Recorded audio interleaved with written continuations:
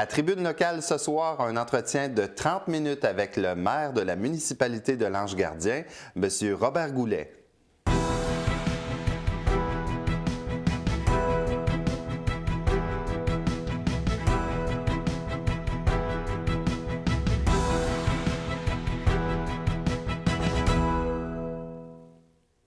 Bonsoir, mesdames et messieurs, ici Martin Perrault. Bienvenue à une autre émission de Tribune locale. Bien oui, le maire de la municipalité de Lange-Gardien, Robert Goulet, qui est avec nous. Bonsoir, M. Goulet. Bonsoir, Martin. Vous allez bien? Oui, très bien, très bien. Alors, j'aimerais un peu d'abord parler de vous. J'aimerais savoir, avant que vous soyez maire de la municipalité de Lange-Gardien, qu'est-ce que M. Goulet faisait? Ah bien, M. Goulet a fait une carrière au sein de la Gendarmerie royale du Canada pendant 35 ans. J'ai pris ma retraite en 2001. Et je suis venu, mon épouse et moi, on est venus s'installer. Après une longue recherche, on recherchait un endroit où on pouvait prendre notre retraite.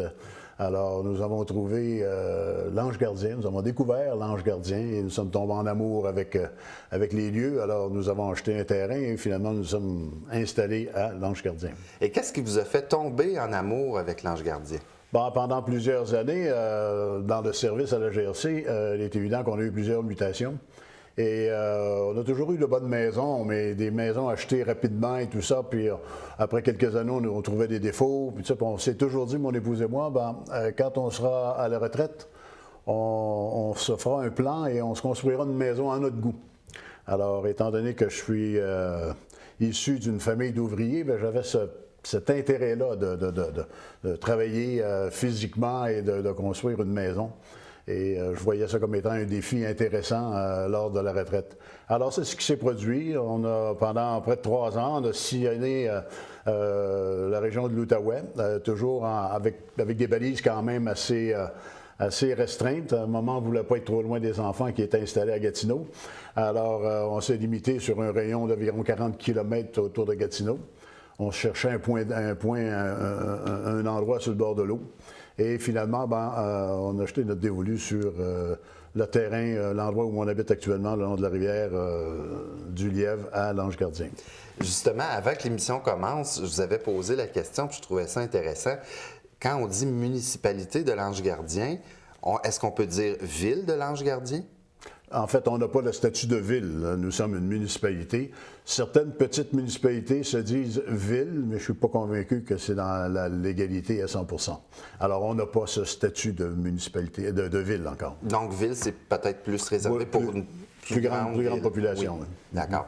Maintenant, qu'est-ce qui vous a amené à vouloir faire de la politique municipale? Oh, en fait, la vie nous réserve de grandes surprises.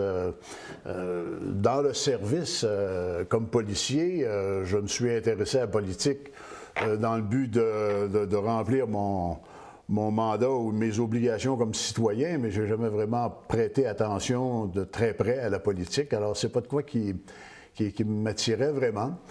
C'est qu'après avoir fini mon projet de construction de maison, de terrassement et tout ça, après une couple d'années, nécessairement, j'étais un homme actif, alors j'étais encore jeune, j'ai pris ma retraite à 54 ans. Oh wow, vous êtes chanceux. Alors, je me cherchais quelque chose à faire et j'ai commencé à m'intéresser à ce que la municipalité faisait. Assister aux réunions du conseil et tout ça, et j'ai trouvé la chose intéressante. Et finalement, on m'a invité à participer à des comités de la municipalité. Alors, j'ai été sur le comité de développement économique pendant plusieurs années. Par la suite, on m'a demandé si je représenterais la MRC, ou pas la MRC, mais la municipalité au CLD, au Centre local de développement. Encore là, j'ai accepté. Je trouvais ça très intéressant également. De choses de fil en aiguille, finalement, on est allé aussi loin de me dire, lors d'élections éventuelles qui s'en venaient, mais ça ne te tenterait pas de faire le saut. Alors, je me suis présenté comme conseiller. Alors, j'ai connu un bon mandat de conseiller. Et M. Renault a dû nous quitter.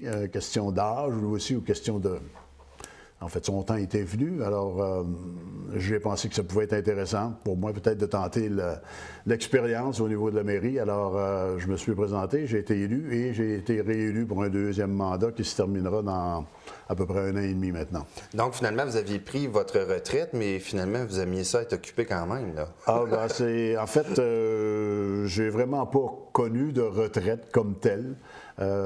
Parce que la municipalité comme telle, ce n'est pas ce qui nous tient le plus occupés. C'est une petite municipalité. Ça demande un certain nombre d'heures par semaine. Cependant, c'est ce qui vient avec tout ça. Comme vous savez, on fait partie de la MRC des Collines. Alors, comme membre de la MRC, les maires siègent sur la table des maires de la MRC. Alors, c'est des réunions régulières. Il y a des comités au niveau de la MRC. Il faut participer au caucus, il faut participer aux réunions du conseil et de la MRC. Comme je disais, il y a des comités sur lesquels on doit siéger. À titre d'exemple, par exemple, je suis président du comité de sécurité publique, et encore là, ça allait de soi à cause de mon expérience de 35 ans comme policier. Alors, finalement, on participe sur un grand nombre de choses. Je représente également, on m'a demandé et j'ai accepté de relever le défi, je représente l'Outaouais à la Fédération québécoise de municipalités, qui se réunit quand même 8 ou 9 fois par année à Québec, avec un congrès, etc., etc. Alors, tout ça mis ensemble fait que c'est des grosses journées. Il y a des journées qui sont de 10-12 heures, d'autres journées un peu plus creuses, mais grosso modo, là, c'est des grosses semaines de travail. Et si on parlait de la municipalité de l'Ange-Gardien même, combien de résidents à peu près à l'Ange-Gardien? Nous avons 4600 habitants actuellement. Est-ce qu'une ville ou une municipalité comme l'Ange-Gardien, même si c'est plus petit que, par exemple, Gatineau, est-ce que c'est le même style de gestion? Est-ce que ça se ressemble en fait de quantité de travail pour un maire et ses conseillers, par exemple? Non, comme je le disais, il y a moins de dossiers nécessairement dans une petite municipalité. Pour ce qui est du maire, c'est un emploi qui demande à certaines époques de l'année passablement de temps. Pour ce qui est des conseillers, donc vous n'êtes pas à temps plein, là? Non, nous ne sommes pas des maires. Dans la MRC, par exemple, si je regarde la MRC MRC des Collines, il n'y a aucun poste de maire à temps plein. Cependant, on fait pratiquement du temps plein.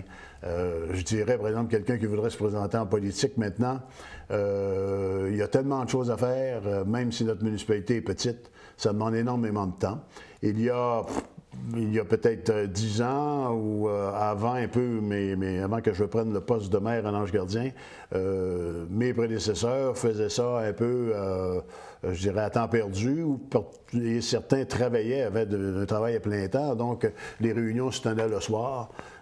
Aujourd'hui, c'est devenu beaucoup plus gros, beaucoup plus compliqué, beaucoup plus d'exigences.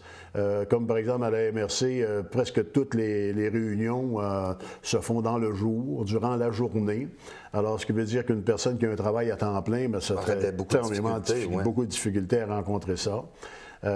Présentement, à la MRC des Collines, des 6 maires, aucun n'a un emploi. Donc, on fait nos réunions dans la journée qui peuvent commencer à 10 heures le matin pour se terminer à 5 heures le soir. D'autres fois, c'est en après-midi pour terminer le soir. Alors, ça serait très difficile là, d'avoir un emploi à temps plein et d'être efficace au niveau du poste. Il y a combien de conseillers municipaux à l'Ange-Gardien? 6 conseillers, comme dans la plupart des municipalités du Québec. Puis, est-ce que je me trompe si je dis qu'il y a 2 l'Ange-Gardien au Québec? En fait, il y en a 3. Il y en a 3, OK. En fait, il y a 2 l'Ange-Gardien et il y a un Ange-Gardien. Ange-Gardien en Estrie, tout près de Sherbrooke, dans la région de Sherbrooke. Et il y a un l'Ange-Gardien à Québec qui fait face à l'île d'Orléans, en face du pont de l'île d'Orléans.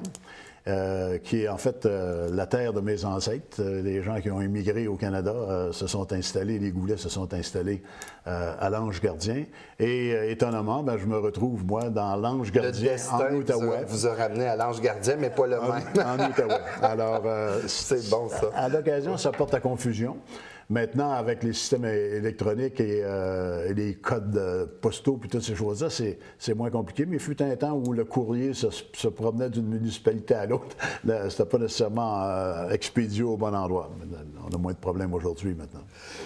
L'Ange Gardien ici est quand même très près de Gatineau.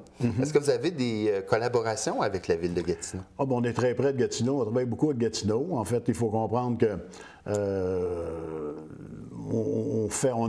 on est d'origine de l'Ange qui était, ce qui est devenu Gatineau, alors comme Buckingham, Oui. alors c'est tout près. Alors, il y a toujours eu un lien très grand entre ces municipalités-là.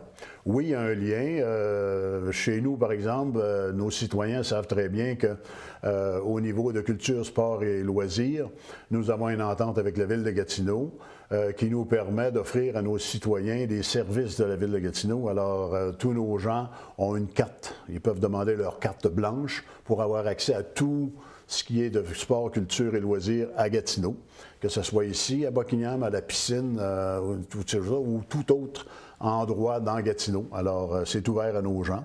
Alors, ce qui nous empêche dans l'obligation de construire une piscine, d'avoir une aréna, d'avoir une bibliothèque, etc., des choses qui coûtent énormément cher, qui coûtent également très cher en salaire au niveau des employés requis pour faire fonctionner ces infrastructures-là. Alors, pour nous, c'est vraiment une chance unique d'être capable de s'entendre avec Gatineau. Les relations sont excellentes. Présentement, on travaille avec Gatineau. Là. Il y a des résidus du passé là, qui nous hantent un peu parce qu'on a, dans certains secteurs de notre municipalité, des gens qui obtiennent leur eau encore du système d'aqueduc qui était Buckingham autrefois, maintenant qui est Gatineau. D'accord. Alors, il y a des réparations à faire. Alors, on travaille avec Gatineau pour revamper ces systèmes-là. Alors, maintenant, c'est dans notre municipalité, donc on a une obligation de s'assurer que le travail est fait sur notre territoire. Alors, il y a énormément. Alors, on a toujours eu une excellente relation avec Gatineau. Ça s'est traduit également par notre investissement de 250 000 dans les années dernières pour le terrain de soccer-football synthétique à Hormidas-Gamelin. Encore là, certaines personnes disaient, pourquoi est-ce que l'Ange Gardien investit sur le territoire de son voisin? Oui, c'est ça. En fait, tous nos enfants, nous, d'âge scolaire, vont dans des écoles qui sont sur le territoire de Gatineau. Alors, pour nous, c'est une... Et moi, je sais pas, dans ma vision des choses, de penser territorial, de dire, c'est chez nous, puis il ne faut pas qu'ils traversent la ligne, il ne faut pas qu'on aille là, il ne faut pas qu'on fasse ci. Je ne crois pas à ça. Moi, je pense qu'on doit penser aujourd'hui à travailler en collégialité avec nos voisins, partager ce que l'on peut partager, ce qui coûtera probablement moins cher que cette donnée fierté de dire j'ai un aréna chez moi, alors qu'il y en a une qui est à peu près vide chez son voisin. Alors, il faut vraiment penser à ces choses-là. C'est ma vision des choses. Certains seront peut-être en désaccord avec moi. Il y a toujours une fierté dans une municipalité, mais on peut être aussi fiers d'offrir à nos gens des services de qualité à un coût moindre. Je pense que c'est important aussi. Donc, ça veut dire aussi pour le citoyen que son compte de taxes est sous contrôle à ce moment-là. Donc, c'est-à-dire que est-ce que vous êtes une municipalité qui augmente régulièrement les taxes ou les gens quand même sont satisfaits du taux en ce moment? En fait, la façon dont nous gérons la municipalité nous permet finalement annuellement d'annoncer des hausses de taxes à peu près minimes. Je suis dans mon deuxième mandat, après un mandat et demi, là, les taxes n'ont jamais augmenté plus que 1 %, une année à 0 %. Alors, le fait que nous avons moins de dépenses à cause de notre participation avec Gatineau, comme j'expliquais tout à l'heure, nous avons développé également un parc d'affaires. Parc d'affaires qui fonctionne comme c'est pas possible. Alors, encore là, on a acheté une grande pièce de terrain l'été dernier et on a déjà des terrains de vendus qui nous forcent. C'est bien d'être forcé comme ça, qui nous force à faire un chemin. Présentement, si les gens passent, ils vont voir qu'il y a de la machinerie qui font un chemin parce que ces gens-là veulent construire leur édifice cet été. Alors, on est en pleine croissance, ça rapporte de belles taxes, c'est très plaisant pour nous. On a mis beaucoup l'accent aussi au niveau des jeunes familles. Alors, à l'Ange Gardien, tout le monde est surpris, mais on compte 4 CPE pour une petite population comme nous. Mais on a travaillé fort pour aller les chercher, on les a obtenus. Et ça nous permet également d'attirer des jeunes familles pour s'installer chez nous parce que on a cette facilité-là.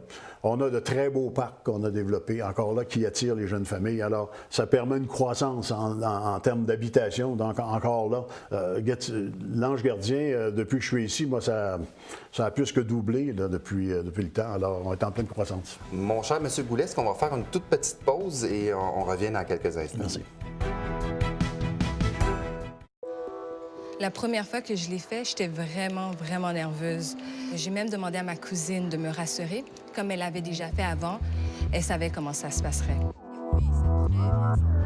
J'ai pris mon courage à deux mains et j'ai fait mon premier don de sang. Depuis mon premier don de sang, je ressens le besoin de poser ce geste le plus souvent possible. Et j'ai découvert que se sentir utile et sauver des vies, ça aussi, ça procure des sensations fortes. Papa, t'as un côté du visage affaissé. Maman? Je suis sûr que c'est rien. T'articules mal? Pourquoi donc? Chérie, lève tes bras en l'air pour moi. Papa, est-ce que ça va? Valérie, appelle le 911. Ah, je pense juste que même. Papa? Comment vous vous sentez? Bien. Vous avez subi un AVC, mais comme vous êtes arrivé vite, votre établissement va être rapide.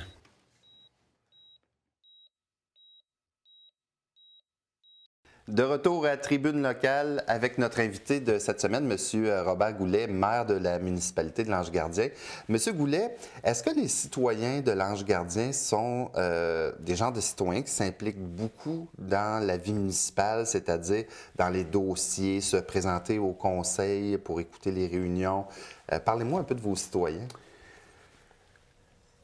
En fait, je pense qu'on vit le même phénomène que n'importe quelle autre municipalité. Ça, je l'apprends, comme je vous disais tout à l'heure, en siégeant à la Fédération québécoise de municipalités. Je rencontre des maires à chaque mois. Et on a un petit peu le même problème. Les gens se démobilisent un peu. C'est malheureux, mais c'est pas nécessairement la faute de nos citoyens. La vie est trépidante aujourd'hui. On court pour tout. Hein? C'est le travail, c'est la garderie, c'est le sport des enfants, etc., etc. Alors, les gens manquent de temps ou, disons qu'ils établissent leurs priorités selon leurs besoins.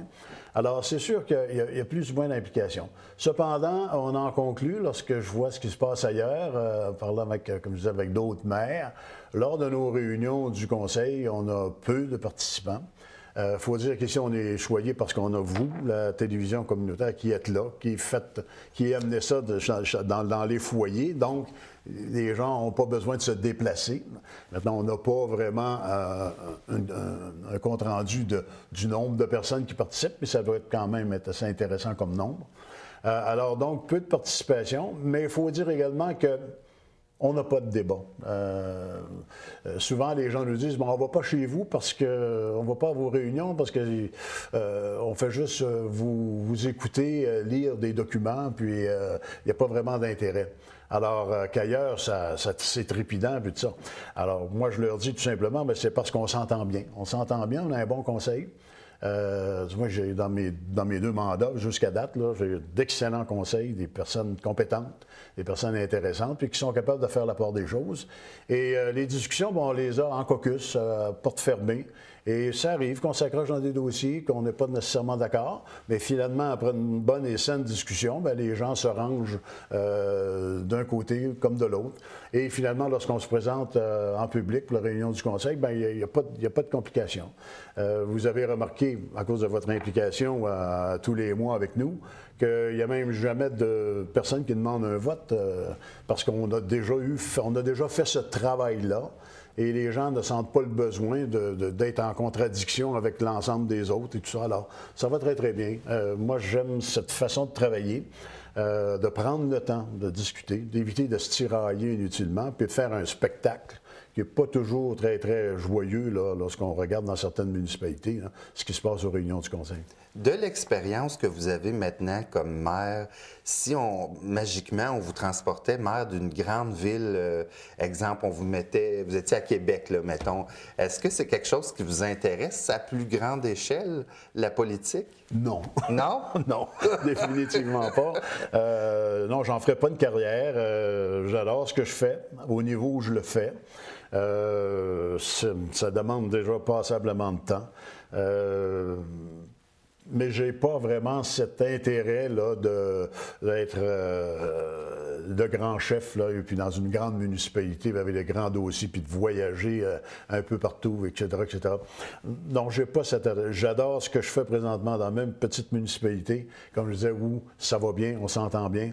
On a l'opportunité de la bâtir, cette municipalité-là, de la diriger. Et ça fonctionne bien, ça va bien. Alors, pour moi, là, ça me rend très heureux. 2017, c'est les prochaines élections municipales. Est-ce qu'on peut s'attendre à ce que M. Robert Goulet soit encore candidat à la mairie? Je m'attendais à cette question-là. Oui. Il reste 1 an et demi. Alors, on a encore du temps. Nécessairement, je dois tenir compte de certaines choses dans ma vie personnelle. J'aurai 70 ans cette année. Là. Alors, à la fin du présent terme, j'aurai 71 ans. Alors, est-ce que j'ai l'intention de travailler encore, de m'engager un autre 4 ans? Je ne suis pas là tout à fait. J'ai malheureusement une épouse à la maison qui a des problèmes de santé assez sérieux. Alors, ça aussi, ça amène un gros point d'interrogation. Alors, je vais devoir considérer tout ça, puis consulter, et puis ben, on est loin encore de... Petite question piquante, est-ce que vous pensez que dans votre conseil municipal actuellement, les conseillers, est-ce qu'il y a quelqu'un dans vos conseillers que vous sentez qui aimerait ça devenir maire? Je pense que c'est possible. Maintenant, personne ne s'est manifesté, personne ne m'en a parlé. Mais je vois des gens intéressants qui pourraient nous faire un bon maire si jamais je laissais la place, oui. Alors, je veux qui voudraient peut-être essayer de me battre aussi. Ah oui, parce que si vous vous présentez... moi, j'ai l'impression que vous êtes quelqu'un qui serait bon en discussion et en débat pour vous débattre, pour conserver votre poste. J'ai cette impression-là. Vous me parlez du parc d'affaires tantôt, puis on est allé un peu vite là-dessus. Vous dites que là, ça développe tellement que vous êtes forcé de construire un chemin.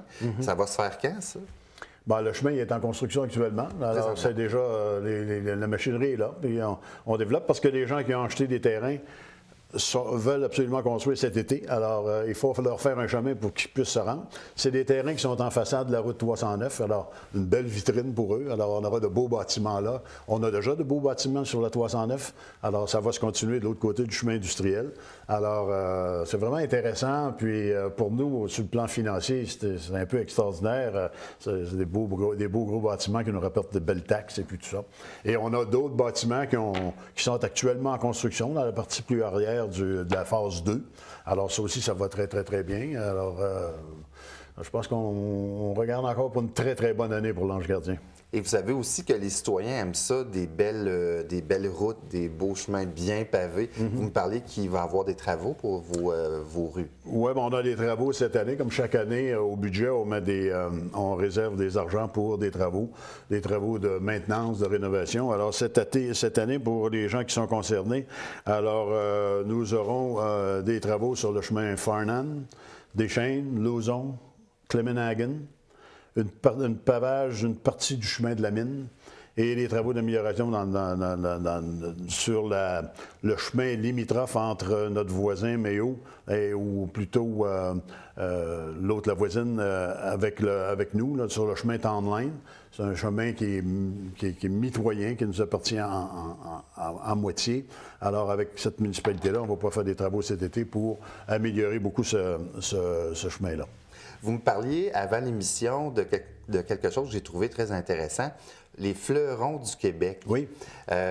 Vous aimeriez ça, là, que l'Ange Gardien fasse partie des fleurons du Québec? Oui, bien, en fait, on fait partie des fleurons depuis maintenant 6 ans. Alors, c'est une période, ils vont par période de 3 ans. Alors, la première année, on avait eu 2 fleurons. Alors, c'est un maximum de 5. Alors, vous remarquerez sur le bord de la route, il y a des petites pancartes vertes, c'est-à-dire blanches, avec des petites fleurs. Là. Donc, 2 fleurons, ça, c'est où l'Ange Gardien était l'année passée? Il y a 2 ans. Il y a 3 ans, c'est-à-dire. Vous voulez que ça monte? Là, on a terminé avec 3 l'an passé et il nous manquait un seul point pour avoir le 4. Malheureusement, on visait vraiment le 4. Alors, on va continuer à embellir notre municipalité et je profite de l'occasion pour demander aux citoyens de s'impliquer, de mettre, vraiment de décorer ou de fleurir leur propriété le plus possible. Alors, on sera sujet encore d'une évaluation cette année et on voudrait bien avoir notre 4e fleuron. Alors, ce sera une fierté pour l'Ange Gardien. Je vous le souhaite. Et un quai aussi que vous voulez faire près de Chamboisé? Sur le territoire, sur la propriété de Chamboisé, lorsque le centre nautique a débuté, on avait dit, nous, parce qu'il faut savoir que lorsqu'on quitte le centre nautique en direction du nord, on fait seulement quelques centaines de mètres pour entrer sur le territoire de l'Ange Gardien. Alors, maintenant que le centre nautique est en fonction depuis quelques années, il y a des gens plus hasardeux qui utilisent les facilités. Alors, nous avons pensé d'installer un quai à Chamboisé, un quai flottant plus une aire de repos qui va permettre à ces gens-là, parce que monter le courant là, jusqu'à Chamboisé en partant de Buckingham, c'est beaucoup. Alors, ça prend de bons pagailleurs, alors qu'ils puissent se reposer pour continuer peut-être plus haut ou pour par la suite revenir. Alors, on avait toujours dit, nous, que ça sera dans notre programmation et ça se fera cet été, là, maintenant qu'il y a suffisamment d'adeptes qui se rendent jusque-là. Alors, de leur fournir un endroit pour pouvoir s'arrêter et se reposer avant de continuer leur randonnée. Je voulais vous dire aussi comme commentaire, votre édifice municipal, la mairie, c'est très, très beau. Ça fait combien d'années qu'elle existe, cet édifice? On a 3 ans maintenant qu'on l'habite, alors... Parce que c'est vraiment un bel endroit. Ça m'avait frappé, je ne m'attendais pas à ça, que ça soit aussi moderne. Et puis, comme vous dites, l'Ange Gardien, c'est pas une énorme municipalité. J'ai trouvé ça très beau. Il faut dire que si vous n'étiez pas dans la région à l'époque, mais nous avons eu dans le passé un montant de 4 millions de dollars qui nous avait été versé par Hydro-Québec lors de la construction du grand champ électrique qu'ils ont fait sur le chemin River. Alors, le conseil, à l'époque, dans mon premier mandat, et dans le mandat de M. Renault, juste avant moi, le conseil avait pris la décision d'investir une bonne partie de ce montant-là dans la construction d'une mairie, plus une caserne de pompiers qu'on avait besoin. On était en croissance, donc il fallait acheter un camion additionnel, donc il fallait le loger. Alors, finalement, tout s'est fait au rond-point là-bas. Alors, on a installé notre mairie et la caserne qu'il y a derrière. Une belle salle. La mairie, c'est une belle salle, aussi, oui. Des salles fonctionnelles. On a planifié pour les années à venir également. Alors, il ne s'agit pas de construire quelque chose, puis 5 ans plus tard, dire, on est déjà à l'étroit. Alors, on avait le moyen financier de le faire. Alors, on s'est doté d'un bel emplacement, mais également un emplacement spacieux qui va nous permettre de vivre même avec la croissance de nos employés pendant encore plusieurs années avant de penser d'investir à nouveau à des coûts pas mal plus élevés, probablement dans 10 ou 15 ans, pour agrandir à nouveau l'hôtel de ville. Dernière petite question, très, très rapidement. Il y a eu les bornes électriques que vous avez installées justement à la mairie. Ça, c'est bien, ça. C'est parce que c'est pas tout le monde qui a ça, là, encore. Là. Non, c'est une initiative de la MRC, un projet qui avait été suggéré par le comité écologique. Alors, de construire, d'appliquer pour avoir l'installation d'une borne. Alors, c'est un montant partagé. La municipalité a investi une vingtaine de mille dollars avec l'Hydro. Avec Hydro-Québec et Unisson. C'est tout le temps qu'on a, malheureusement, mais je suis très content de vous avoir reçu à l'émission. Bonne soirée, monsieur. Ça me fait plaisir. Au revoir, mesdames et messieurs.